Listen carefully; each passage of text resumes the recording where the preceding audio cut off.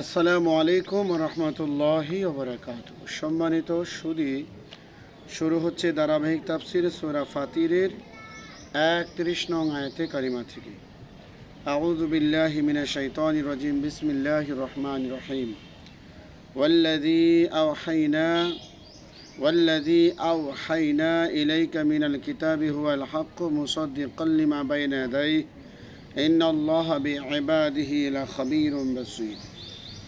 এবং আমি আপনার উপরে যে কিতাব অবতীর্ণ করেছি তা পরিপূর্ণ সত্য এবং তার পূর্ববর্তী কিতাবগুলোকে অনুমোদন করে সত্য বলে সাক্ষী দেয়। নিশ্চয়ই আল্লাহ তাআলা তার বান্দাদের খবর রাখেন এবং দেখেন। অর্থাৎ, হে নবী, আমি আপনার উপরে যে কিতাব নাজিল করেছি এই কিতাব সত্য এবং পূর্ববর্তী তৌরাত, ইনজিল, জাবুর ওই কিতাবগুলোকে সত্য বলে সাক্ষী দেয়। সুম্মা আওরাসনাল কিতাবাল্লাযীনা ইসতাফাইনা মিন ইবাদিনা ফামিনহুম যালিমুন লিনাফসিহি ওয়া মিনহুম মুকতাসিদ ওয়া মিনহুম সাবিকুম বিল খায়রাতি বিইذনিল্লাহি যালিকা হুয়াল ফাদলুল কাবীর। অতঃপর উক্ত কিতাবের উত্তরাধিকারী বানালাম আমার একদল বাছাইকারী বান্দাদেরকে। অতঃপর তাদের কেউ নিজের উপর অত্যাচারী, কেউ মধ্যপন্থী, কেউ আল্লাহর আদেশ সৎকর্মে অগ্রগামী, এবং ইহা হচ্ছে আল্লাহর বড় অনুগ্রহ। আল্লাহ রব্বুল আলামিন বলেন, এখানে 3 দলের কথা বলা হয়েছে। প্রথম দল নিজের উপর অত্যাচারী, দ্বিতীয় দল মধ্যমপন্থী, তৃতীয় দল আল্লাহর আদেশক্রমে সৎকর্মে অগ্রগামী। আল্লাহ রব্বুল আলামিনের পথে যারা জুলুম করেছে, যারা কোরআনুল কারীম পাওয়ার পরেও যারা ফেরাউনের পক্ষ নিয়েছে, নমরুদের পক্ষ নিয়েছে আসমানি কিতাব পাওয়ার পরেও, বিশেষ করে আমাদের মধ্যে আছে একদল ইয়াজিদের পক্ষে, একদল বিরুদ্ধে, আর একদল মধ্যম পন্থায়। 3 প্রকার আলেম আমাদের মধ্যেও বিদ্যমান রয়েছে। জান্নাতু আদনি ইয়াদখুলুনাহা ইউহাল্লাউনা ফিহা মিন আসাফির মিন যাহাবি ওয়া লুলুআ ওয়া লিবাসুহুম ফিহা হারির। চিরস্থায়ী জান্নাতে তারা প্রবেশ করবে, সোনার তৈরি এবং মণিমুক্তা দ্বারা অলঙ্কৃত কঙ্কন তাদেরকে পরানো হবে এবং সেটাই থাকবে তাদের পোশাক হবে রেশমি পোশাক, রেশমের পোশাক। আকালুল হামদুলিল্লাহিল্লাযী আযহাবা আন্নাল হাযান ইন্না রাব্বানা লাগফুরুন শাকুর। এবং তারা বলবে, সমস্ত প্রশংসা ওই আল্লাহর, যিনি আমাদের দুশ্চিন্তা দূর করে দিয়েছেন। নিশ্চয়ই আমাদের রব ক্ষমাশীল এবং কৃতজ্ঞতা গ্রহণকারী। এরা জান্নাতে যাওয়ার পর আল্লাহ তাআলার প্রশংসা করবে যে আল্লাহ তাআলার ওয়াদা সত্য ছিল। আল্লাহ তাআলা আমাদেরকে চিন্তামুক্ত করলেন, জান্নাতে ঢোকালেন। আল্লাহ তাআলার প্রশংসা, আল্লাহ তাআলার শুকরিয়া। আল্লাযী আহাল্লানা দারুল মুকামাতি মিন ফাদলি লা ইয়ামাসসুনা ফিহা নাসাবুন ওয়া লা ইয়ামাসসুনা ফিহা লুগুব। যিনি আমাদেরকে তার অনুগ্রহে চিরস্থায়ী বাসস্থানে জান্নাতে পৌঁছে দিয়েছেন, তথায় আমাদেরকে স্পর্শ করবে না কোনো কষ্ট এবং স্পর্শ করবে না কোনো রকমের ক্লান্তি। জান্নাতবাসীরা এই কথাগুলো আনন্দে বলবে। ওয়াল্লাযীনা কাফারু লাহুম নারু জাহান্নাম লা ইউকদা আলাইহিম ফায়ামুতু ওয়া লা ইউখাফফাফু আনহুম মিন আযাবিহা কাযালিকা নাজজি কুল্লা কাফুর। যারা অবিশ্বাস করে তাদের জন্য রয়েছে জাহান্নামের আগুন। তাদের উপরে মৃত্যুর আদেশ দেয়া হবে না যে তারা মরবে, এবং তাদের থেকে দুজকের শাস্তিও কমানো হবে না।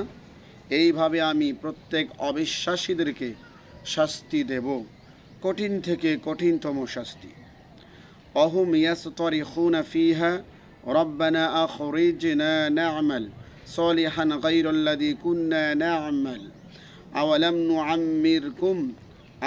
নুআম্মিরকুম মা ইয়াতাযাক্কারু ফীহি মান তাযাক্কারা ওয়া জাআকুমুন নাযীর ফাযুকু ফামা লিয-যালিমিনা মিন নাসীর।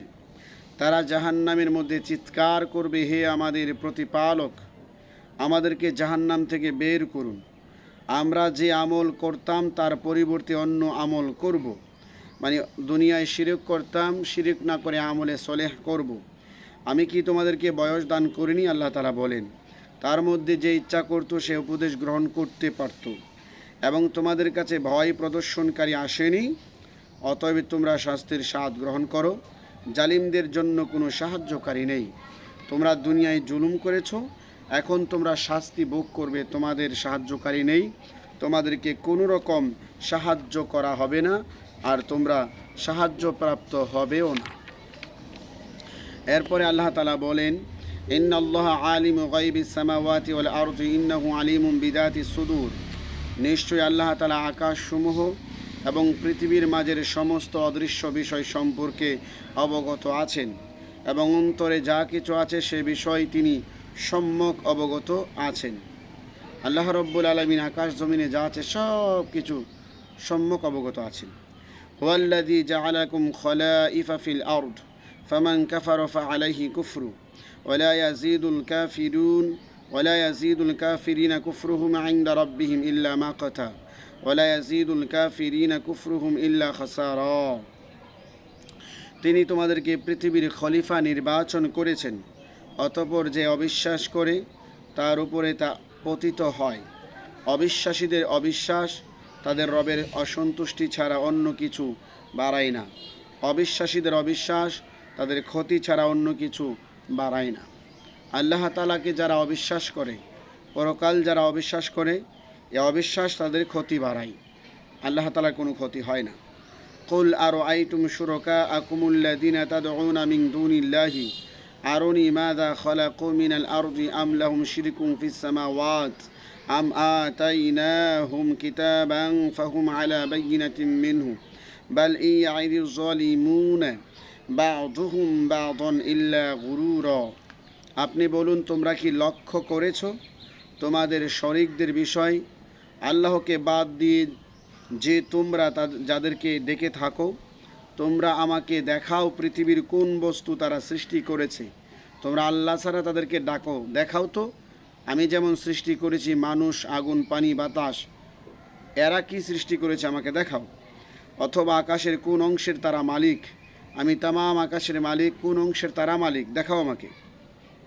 অথবা আমি তাদেরকে কোনো কিতাব দান করেছি, আমি কি তাদেরকে কোনো কিতাব দান করেছি যেই কিতাবের জুড়ে, কিতাবের বলে তারা শিরিক করে, যে তারা সেই কিতাবের উপর আছে, বরং জালিমরা একে অপরকে মিথ্যা প্রতিশ্রুতি, মিথ্যা ওয়াদা দিয়ে থাকে। আল্লাহ রব্বুল আলামিন স্পষ্ট বলছেন, জালিমরা মিথ্যা ওয়াদা দিয়ে থাকে। ইন্নাল্লাহা ইউমসিকুস সামাওয়াতি ওয়াল আরদি আন তাজুলা ওয়ালা ইন যালাতা ইন আমসাকাহুমা মিন আহাদিন মিন বাদি ইন্নাহু কানা হালিমান গফুরা। নিশ্চয়ই আল্লাহ তাআলা আকাশ পৃথিবী স্থানচ্যুত হওয়া থেকে বিরত রাখেন।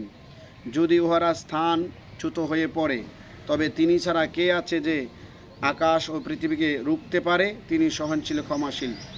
আল্লাহ তাআলা আকাশ পৃথিবী ভেঙে যাওয়া থেকে আল্লাহ তাআলা পরিপূর্ণ রাখেন, ভালো রাখেন।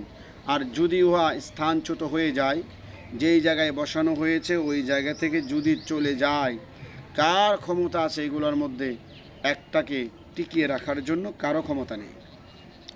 ওয়াকাসামু বিল্লাহি জাহাদা ঈমানিহিম লা ইন জাআহুম নাযীরুন লা ইয়াকুনুন্না আহদা মিন ইহদাল উমাম ফালাম্মা জাআহুম নাযীরুম মা যাদাহুম ইল্লা নুফুরা। তারা আল্লাহর নামে কসম করে বলেছিল, আমাদের কাছে কোনো ভয় প্রদর্শনকারী আসলে আমরা যে কোনো জাতির চেয়ে অধিকতর সৎপথের অনুসারী হব। অতঃপর যখন তাদের কাছে মুহাম্মদ সাল্লাল্লাহু আলাইহি সাল্লাম ভয় প্রদর্শনকারী হিসাবে আসলো, তখন তারা ঘৃণা ছাড়া আর কিছুই বাড়ালো না বা বৃদ্ধি পেল না। যখন ইহুদি খ্রিস্টানেরা নবীদেরকে হত্যা করেছে, মুশরিকরা বলে মক্কার, আমাদের কাছে যদি তোমাদের মতো কোনো সতর্ককারী নবী রাসূল আসতো, আমরা তোমাদের চাইতে সৎ পথে থাকতাম। আল্লাহ তাআলা দয়া করে যখন শেষ নবীকে পাঠালেন, তখন তাদের মধ্যে শুধু ঘৃণাই বৃদ্ধি পেল এবং নবীর বিরোধিতাই বৃদ্ধি পেল। এরপরে আল্লাহ তাআলা বলেন, ইস্তিকবারং ফিল আরদি ওয়া মাকরাস সাইয়্যি ওয়ালা ইয়াহিকুল মাকরু সাইয়্যিউ ইল্লা বিআহলি ফাহাল ইয়ানজুরুনা ইল্লা সুন্নাতাল আউয়ালিন ফালাং তাজিদা লিসুন্নাতিল্লাহি তাবদীলা ওয়ালাং তাজিদা লিসুন্নাতিল্লাহি তাহওয়িলা।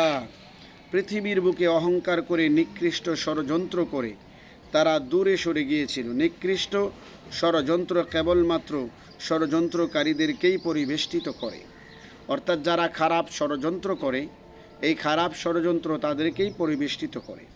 তারা শুধু পূর্ববর্তীদের নিয়মের অপেক্ষা করছে, অতএব আল্লাহর নিয়মে আপনি কোনো পরিবর্তন পাবেন না। পূর্ববর্তীদের নিয়মের অপেক্ষা বলতে পূর্ববর্তীরা অবদ্ধ হওয়ার পর, বারবার অবদ্ধ হওয়ার পর শাস্তির মাধ্যমে ধ্বংস হয়ে গিয়েছিল, সেই ধ্বংসের জন্যই তারা অপেক্ষা করছে। এবং নিশ্চয়ই আপনি আল্লাহর নিয়মের কোনো ব্যতিক্রম পাবেন না। অর্থাৎ আল্লাহ তাআলার বারবার যখন অবদ্ধ হয়, আল্লাহ তাআলার নিয়ম হচ্ছে তাদেরকে ধ্বংস করে দেয়া। এই নিয়মের বাহিরে আর কোনো নতুন নিয়ম পাবেন না। এটাই আল্লাহ তাআলার চিরাচরিত সুন্নাত। আওয়ালাম ইয়াসিরু ফিল আরদি ফায়ানজুরু কাইফা কানা আকিবাতুল লাযিনা মিন ক্বাবলিহিম ওয়া কানু আশাদ্দা মিনহুম কুওয়া ওয়া মা কানা আল্লাহু লিইউজিজাহু মিন শাইইন ফিস সামাওয়াতি ওয়ালা ফিল আরদি ইন্নাহু কানা আলিমান কাদিরা। তারা কি পৃথিবীতে ভ্রমণ করে না? তাদের পূর্ববর্তীদের পরিণাম কি হয়েছিল এরকম অবাধ্যতা করার ফলে? তারা কি তা দেখে না? তারা এদের চেয়ে অধিকতর শক্তিশালী ছিল। আকাশ পৃথিবীর মাঝে এমন কিছু নেই যা আল্লাহকে অক্ষম করে তুলতে পারে। নিশ্চয়ই আল্লাহ তাআলা সর্বজ্ঞ, সর্বশক্তিমান, সব কিছুর একমাত্র ক্ষমতার মালিক। ওয়ালাউ ইউআখিযুল্লাহু النَّاسَ بِمَا كَسَبُوا مَا تَرَكَ عَلَى ظَهْرِهَا مِنْ دَابَّةٍ وَلَكِنْ يُؤَخِّرُهُمْ إِلَى أَجَلٍ مُّسَمًّى فَإِذَا جَاءَ أَجَلُهُمْ فَإِنَّ اللَّهَ كَانَ بِعِبَادِهِ بَصِيرًا। মানুষের কৃতকর্মের জন্য যদি আল্লাহ তাআলা তাদেরকে ধরতেন, তাহলে পৃথিবীর বুকে কোনো প্রাণী রেহাই পেত না, বরং তিনি তাদেরকে নির্দিষ্ট সময় পর্যন্ত অবকাশ দিয়ে থাকেন। অতঃপর যখন তাদের নির্দিষ্ট সময় চলে আসে, নিশ্চয়ই আল্লাহ তাআলা তার বান্দাদের সম্যক দ্রষ্টা। অর্থাৎ মানুষ যেই পরিমাণ পাপ আমরা করে থাকি, পাপ অনুপাতে যদি আল্লাহ তাআলা আমাদের শাস্তি দিতেন, তাহলে আমরা কোনো প্রাণী দুনিয়ায় বেঁচে থাকতাম না, একেবারে আমরা শূন্যভূমি হয়ে যেত পৃথিবী। আল্লাহ তাআলা নির্দিষ্ট একটা সময় দিয়েছেন, আপনি আমি পাপ করলেও আল্লাহ তাআলা আমাদেরকে মৃত্যুদান করবেন না, পরীক্ষার জন্য এই সময়টা আমাদেরকে ছাড় দিবেন। কিন্তু যখন নির্ধারিত সময় চলে আসবে, তখন 1 সেকেন্ডের জন্য আপনার আমার হায়াত বাড়ানো হবে না, কমানো হবে না। আল্লাহ পাক রব্বুল আলামিন সূরা ফাতিরের তাফসীর শেষ হলো। আল্লাহ রব্বুল আলামিন 35 নং সূরা ফাতির তাফসীর সমাপ্ত করার তৌফিক দিয়েছেন, আলহামদুলিল্লাহ। পরবর্তীতে আলোচনা করা হবে সূরা ইয়াসিনের 1 নং আয়াতে কারিমা হতে। আজকের জন্য এখানেই সমাপ্ত করলাম। আসসালামু আলাইকুম ওয়া রাহমাতুল্লাহ।